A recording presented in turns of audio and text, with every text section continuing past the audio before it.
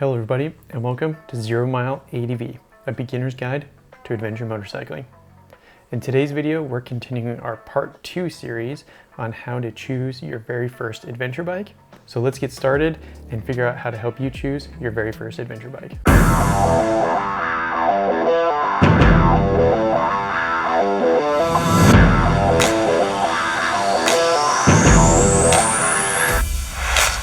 Okay, so if you watched my last video, you know that I talked a lot about this idea of comparing different bicycles to motorcycles to help us better understand. For me, it makes a lot of sense as somebody who spent a god-awful amount of time on two wheels, human-powered. It just really helps me to translate it. So I've broken it down. If you're not into bikes, or bicycles, I should say, this may not be as helpful to you. If you are, go back and check out part 1 of this series. You can get a rundown. But in this section, we're gonna talk about the gravel bike style adventure bikes. So the adventure bikes that are gonna be really good on the highway, long distances on the road, on tarmac, and then also good on dirt roads, mild, light, fire roads, that sort of stuff. So they're in that more gravel bike category. All the bikes that I'm going to talk about in this list, they range in that 6.5 to 8.5 inches of travel. So when we look back and we looked at the mountain bike, we talked about how travel helps us determine what kind of terrain the mountain bike can handle. So the longer the travel, the more technical the terrain can be, the terrain it can handle, and generally the geometry of the bike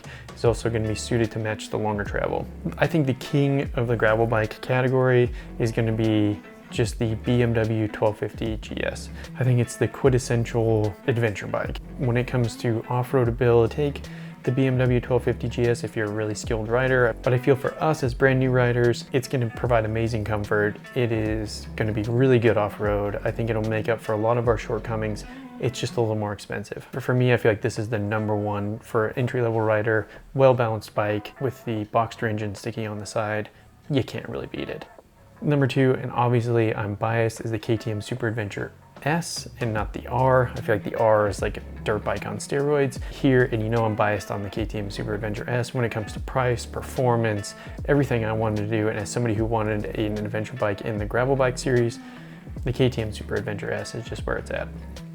Next is a great bike, and I put this one number 3 on this list because I felt that when it comes to price, especially if you're more an entry level, don't quite have the 18,000 of the KTM or costs of some of these more high-end bikes, the Suzuki V-Strom 1050 DE I think is a great option. But again, it only has 6.7 inches of travel. The KTM Super Adventure S has 8, and then the BMW is roughly 8.5 on average, a little more, a little less in the front, a little more in the rear, which is backwards for mountain bikes. Generally you have more in the front and less in the rear on a mountain bike, which is interesting. So a little lower on the travel spectrum by about an inch and a half, which is quite a bit of travel. But I think great option if you're gonna be doing a lot of miles, dirt roads, basic adventure touring. I think the Suzuki would be something I would definitely consider. Number 4 on this list is the Ducati Multistrada V4S. They actually just released the Enduro, so maybe I should put V4S / potentially the Enduro. This seems like an amazing bike. For me and the type of riding I'm doing now, I really would be interested in this, but it's an expensive bike. I think if you get the Enduro, it's like a $30,000 motorcycle. How hard are you gonna be wanting to push and learn on a $30,000 motorcycle? That's up to you. Maybe if you put the crash bars on it, you're not worried about it, you have the budget, then I would say go for it. But it's 4 on this list because it's really expensive and the mileage doesn't seem to be that great. I think, with the KTM, I can easily get 200 miles, even using being a low throttle heavy, where 250 GS, I think you can get upwards of 250 miles a gallon. Don't quote me on that, but I think if you have the bigger tank, you can do some pretty decent mileage with the 1250 GS. With the Ducati, I think you're limited to about 150 miles. But it does have 8 inches of travel, so about the same as the KTM Super Adventure S, and a little less than the BMW. Number 5 on this list is the Harley-Davidson Pan America. I want to love this bike, and I was really interested in buying one, and I was really close to buying one. But after doing a little bit more research, it seems the biggest question for me with the Pan America is just reliability.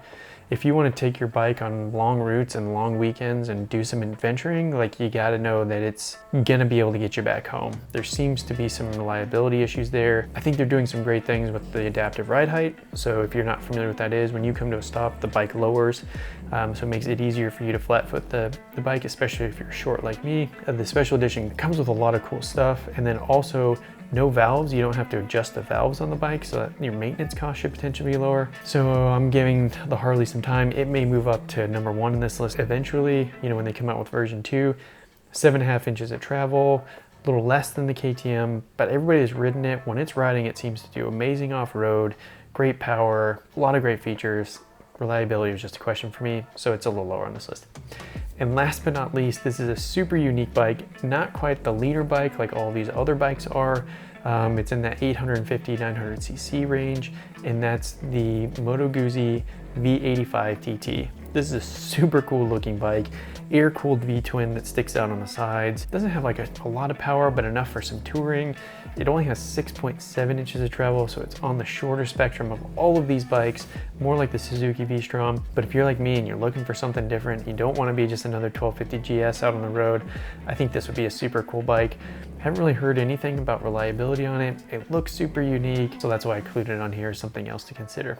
So next, we're gonna kind of cruise in and we're gonna take a look at if you wanna get more into the mountain biking style of adventure off-roading, or adventure riding, adventure off-roading.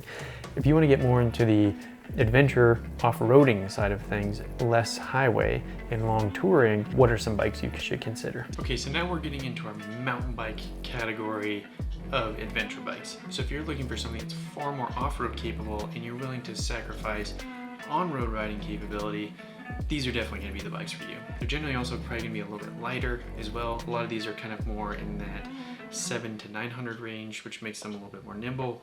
So let's get into it. Now with these bikes, they're going to range anywhere from 8 inches of travel all the way up to almost 10.5 inches of travel.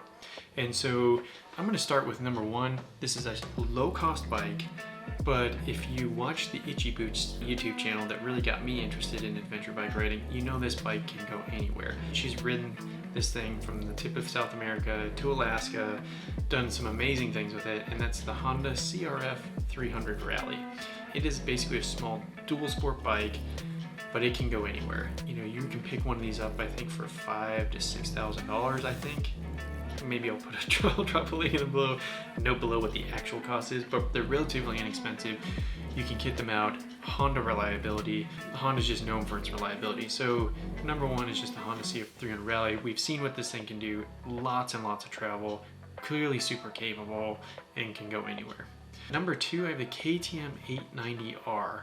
There's a guy on YouTube, and I can't remember his name, but he rode the 890R on a mountain bike trail, which is, I think he called it Cliffhanger, but if you're a mountain biker, it's called Captain Ahab in Moab. Watching him ride this adventure bike on some of these obstacles, and with a couple other guys that were also on 890Rs, just blew my mind. The capability, if you have the skills of the 890, is just unmatched. So if you're looking for something that's some serious off-road ability, and it's got 10.6 inches of wheel travel, more than the Honda CRF 300 Rally. If you're looking for that kind of doing some serious off-roading adventure bike, I don't think you can beat the KTM 890R. Next is everybody's favorite. So if you watch any videos about adventure bikes, you're gonna see the Yamaha Tenere 700. This bike has 8.3 inches of travel. I think motorcycling.com did a ride from Sturgis to California on it, so they did some decent highway miles. They wanted to see how it handled on long distances. Really seems like they really enjoyed it. It did great on the highway. Seemed like they struggled a little bit in the Wyoming winds, but it does sit taller. I've sat on one and it's only 700. You can pick a brand new one up for I think $11,000. Great option. 8.3 inches of travel. Next is the Kawasaki KLR 650. It only has 8 inches of travel, but super cheap bike, seems to have great reliability, and there's just a cult following around these bikes. I think they're ugly as sin. I wouldn't personally buy one. I think this is a great entry-level adventure bike if you're looking to be able to get something that's going to be able to do some decent off-roading. Next is the Ducati Desert X. I'm really interested in this bike, but again, it's Ducati, really expensive. How hard do you want to push Ducati off-road? I mean, on their videos, their professional riders are doing it as somebody new. Maybe, yeah. I mean, you can get the roll bars. It's a 900cc bike, 9 inches of travel. I think a great option. It's not quite as expensive. I think it's about the same cost as the KTM Super Adventure S. So it's in that same ballpark, not as big, super cool looking bike, new, hard to get. And then last but not least is the the Aprilia Touareg 660. This bike was pretty much built to compete with the Yamaha T7. I don't know much about Aprilia's reliability. They do seem to make a lot of great sports bikes if you're into sports bikes. So the question becomes, you know, how will this bike handle off-road? Will it leave you stranded? So far, great reviews, but again, not as good wind protection, that sort of stuff as we have with our gravel bikes, but seems to be a great option. So that kind of rounds out my mountain bike category. If you're looking for those more off-roading style adventure bikes, definitely consider these. This is what I would consider. I would love to know your thoughts if maybe I missed something that I should have included in this list. And then last but not least, we're gonna look at some bikes that kind of blur the lines between the two, that kind of sit somewhere in between. So if you kind of want something that's a little better on all fronts, we're gonna look at some of those. Okay, so last but not least, the bikes that kind of blur the lines between the gravel and the mountain bikes, they kind of seem to be maybe like a cross-country mountain bike. You can ride that cross-country mountain bike a lot of miles, not as big suspension, you can still ride some pretty technical stuff if you have the skills and you're willing to underbike. And so let's go back to, of course, number one, BMW 1250 GS. At the beginning of the video, I talked about that bike. If you've got the skills, I think that bike can pretty much go anywhere, and amazing reliability. I'm sure you've all probably watched the long way up, round and down videos. You know that really they can go anywhere and they can take some pretty serious abuse. Next is probably my favorite and a bike I'm really interested in, the Husqvarna 901, Norden 901. This bike has 8.6 inches of travel, not just a reskinned KTM 890, even though there's a partnership there. It appears that they have kind of blended the suspension of the 9 or the R and the S to kind of give you a more middle road. They've done a great job with the wind shaping and fairing, give you some better wind protection. I have heard some complaints about the wind screen itself, so you probably need like a little attachable wind fairing to give you better wind protection on the highway, but just overall really cool bike. I really like it. I love the way it looks, and it's really capable off-road, and it seems to be kind of that perfect blend between the R and the S. And then last but not least is the Honda Africa Twin. For me, if you get it with a 19-inch front wheel instead of the 21-inch, make it a little lower to the ground, I would have bought one. I'm gonna do a whole video on why I almost bought an Africa Twin, why I walked away and didn't buy the Africa Twin. I think this is another great bike, 9 inches of travel, clearly capable off-road. I think one of those bikes that would be great in this category if you're looking for that blend, and really close with the Norden for me. I just think the Norden kind of does a little bit better. The Africa Twin I think would be a great choice. So if you've made it this far, I really appreciate it. If you could do me a favor and click the subscribe button, hit the notification bell so you get notified every time a new video comes out each week. And I would love to hear if there's a bike in this category that I missed. What bikes are you considering? Let's have a conversation about it. Until next time, stay safe out there.